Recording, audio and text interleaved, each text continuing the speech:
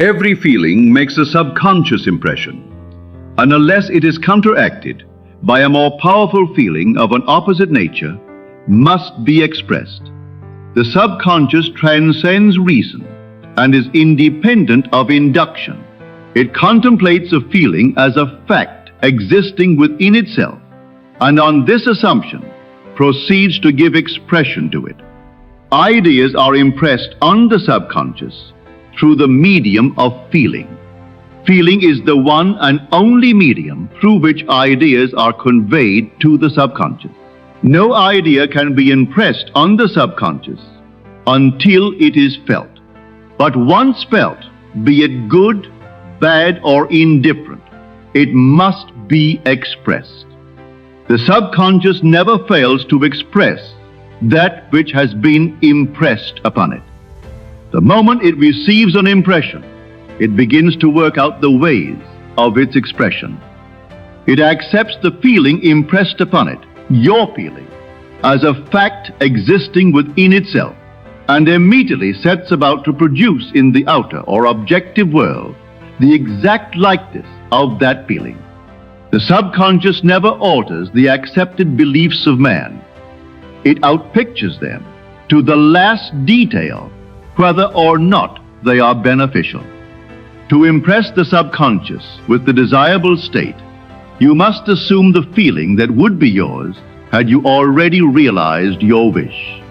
In defining your objective, you must be concerned only with the objective itself.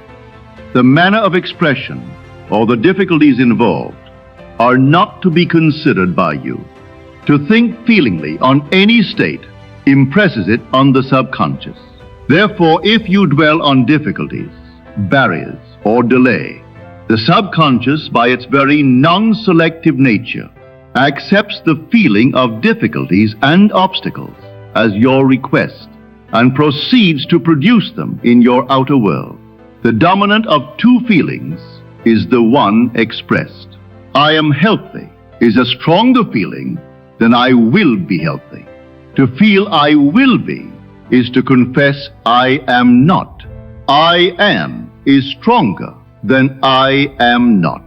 What you feel you are always dominates what you feel you would like to be. Therefore, to be realized, the wish must be felt as a state that is, rather than a state that is not. Sensation precedes manifestation and is the foundation upon which all manifestation rests. Be careful of your moods and feelings, for there is an unbroken connection between your feelings and your visible world.